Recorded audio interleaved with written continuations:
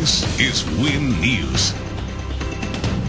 Tonight, patrons set to be slugged as pubs and clubs face new hefty liquor licence fees. No reprieve for the ACT's tight rental market as tenants hold on to their homes. And Canberra's Afghan community speaks out in support of our troops in their homeland. Good evening, I'm Danielle Post. A night out in Canberra is said to cost patients and patrons and clubs a lot more. In a liquor licensing overhaul, some venues could be forced to pay up to 400% more in fees. The ACT government has justified the hike, saying it's trying to recoup the multi-million-dollar costs associated with alcohol-fuelled violence. Coming up next on Win News, making a splash, pool covers come off as the mercury rises, and the relay with a difference.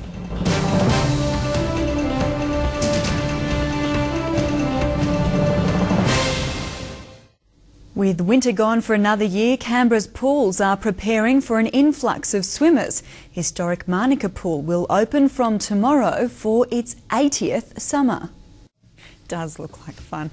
Lachlan with sports next, and more calls for an upgrade at Manuka Oval. Yeah, particularly the lighting this time, so the ACT can attract some more big sporting events at night. Details on that story straight after the break. And the delight in the dirt is back. Supercross returns to Canberra Stadium.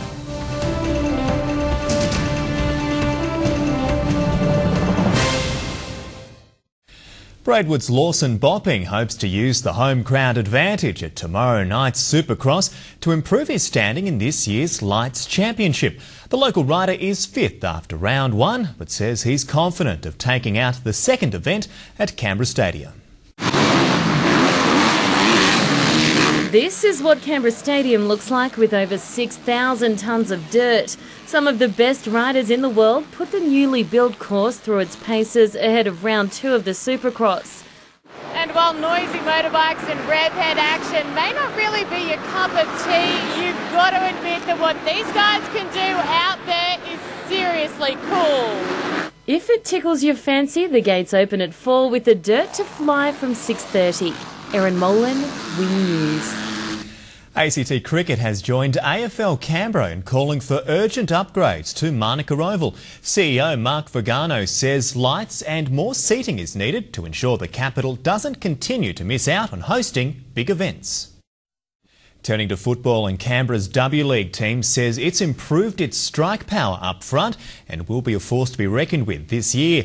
United officially launched its season today ahead of round one in just over a fortnight. After finishing second and third the past 2 years, Canberra United is ready to complete the trifecta with the trophy this season. Arcego has just returned from a coaching stint in Singapore and says he'll adopt a Raiders-like approach as the Gunners enter a transitional phase. They invested a bit of time in young guys and they've come along with a few of the senior guys, and now they had such wonderful success at the end of last season.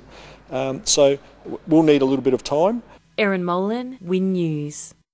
And tonight we wish all the best to our brilliant sports journal, Erin Molan, who is off to Channel 9 in Sydney. Ez will be missing you and will be watching as well. She will be sorely missed. A girl definitely. who wears her heart on her sleeve. Every night. Who's brightened the lives of many Canberrans on and off the screens. Good luck, Erin, and thank you very much. Stay with us. The weather forecast is next.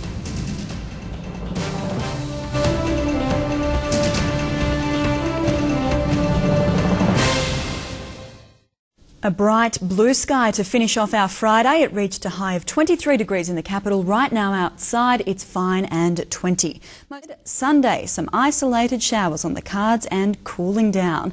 But it should warm up again on Monday with a top of 19 degrees. Mostly sunny for Tuesday, and on Wednesday there's the chance of showers. And that's Win News for this Friday night. If you have a news tip you'd like to share, you can email us at cantips@wintv.com.au. We leave you tonight with some of the images that made the news this week. I'm Danielle Post. Have a safe weekend. Good night. The $18 million development has 128 rooms, including a selection of spa suites. The Hayes were married after Warren was debilitated with a life-threatening brain tumour. Tanya immediately took on the role of full-time carer. Warren needs assistance, 24-hour assistance with every task in life, from dressing, toileting, feeding, showering. Tens of thousands of gigalitres released as the dam went above capacity. The Salvation Army report, Perceptions of Poverty, shows there's a growing number of children who are affected. A lot of the things that would feed into a child's emotional and educational life is often neglected because the family just can't afford it. Labor and the Greens pulling on T-shirts to symbolise the party's commitments to cutting CO2 emissions by 40% over the next decade. I don't love 40%, I love 30%, so it probably wouldn't be worth my while putting on such a T-shirt. Last night, its director confirmed it had been suggested the memorial become a 6-day-a-week operation as a way to save money. If I may finish, that was immediately put aside as being unacceptable. Some of the best riders in the world, including the Marmont and Moss brothers and Braidwood's own Lawson Bopping, will compete on the specially made course. Come on in, Ash. Roy Lustry says last year his Queanbeyan business sold 25 caravans at this show alone. Brumby's CEO Andrew Fagan was in Sydney today but told Win News there's definitely potential in moving to the University of Canberra, but that it's very early days and the club is keeping its options open. Erin Molan, Win News. This has been a Win News presentation from Win Television, Australia's largest commercial television network.